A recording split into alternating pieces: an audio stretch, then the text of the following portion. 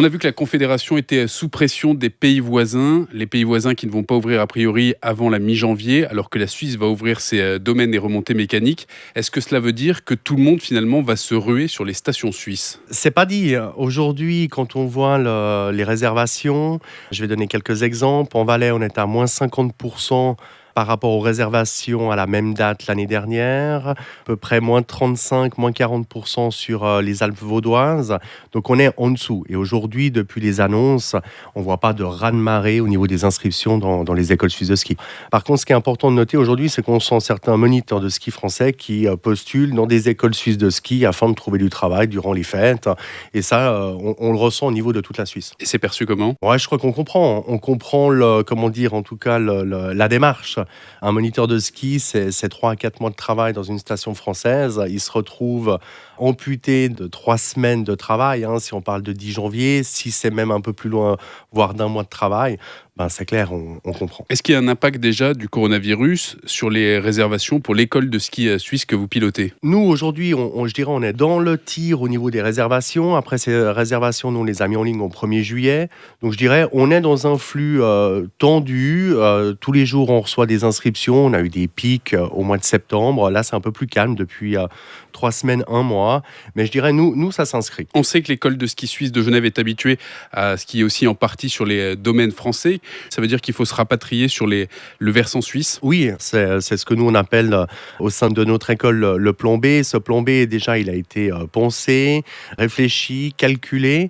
Sauf qu'on l'avait laissé dans un tiroir en disant on ne pense pas s'en servir.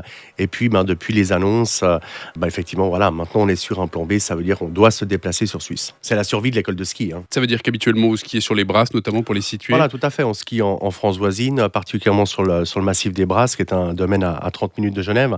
C'est la proximité qu'on mise. C'est un domaine qui est, on va dire, adapté pour les débutants. Et puis, pour l'enseignement du ski, c'est un très, très beau domaine. Et donc, par la force des choses, vous vous rabattez où? Là, on a sélectionné, on va dire, quelques stations en Suisse. Voilà, c'est les Pacos, c'est les Diablerets. On va rechercher de nouveau cette proximité, chercher aussi un enneigement. Et puis, on veut que maximum, ce soit 1h30 de transport. Ça a un coût aussi, parce qu'il y a une différence de tarif entre France et Suisse. Ça va se répercuter sur les cours pour les skieurs de votre école? Oui, tout à fait. Les coûts, nous on se déplace en car, donc les coûts sont plus chers, les forfaits sont plus chers. Et malgré de grosses négociations, on est tout de suite à 30% de plus que le tarif, on va dire, qu'on aurait eu en France. Ça refroidit pas la clientèle? On ne sait pas encore. Je crois qu'aujourd'hui, il faut arriver avec un discours qui est franc. C'est des coûts, effectivement, qu'on doit répercuter, on va dire, sur les parents, pour ce qui concerne les enfants, ça veut dire sur notre clientèle.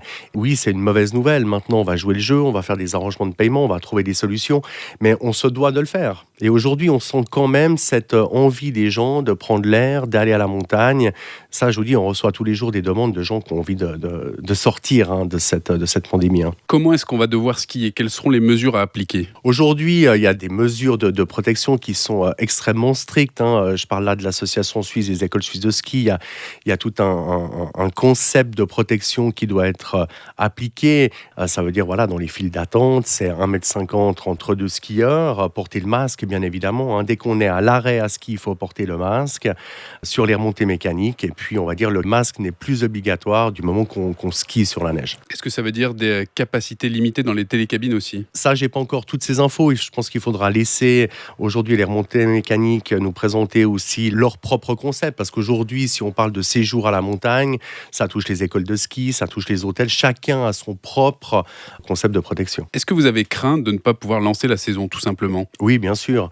On a déjà eu de la peine à terminer l'hiver l'année dernière. C'était un choc, ça a été brutal. Avec l'école de ski de Genève, ça a été très très compliqué. On a remboursé les clients, on a vraiment joué le jeu. Mais c'est vrai que on a pensé, on s'est dit, mais qu'est-ce qu'on doit faire? Est-ce qu'on doit fermer l'école? Est-ce qu'on doit faire l'impasse sur la saison 2020-2021?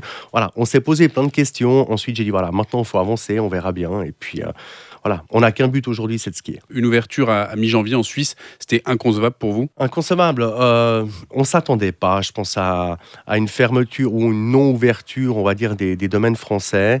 Bon, plus ça avançait, plus j'avais de doutes concernant la France. Après, il faut dire aussi qu'en Suisse, 80% du territoire, c'est des montagnes, hein. On vit des sports d'hiver. On voit aussi l'Autriche, hein. C'est vraiment un pays qui vit du ski, hein. Je crois que c'est assez simple à comprendre. Maintenant, je peux comprendre aussi qu'en Haute-Savoie, en Savoie, les hôpitaux sont déjà saturés.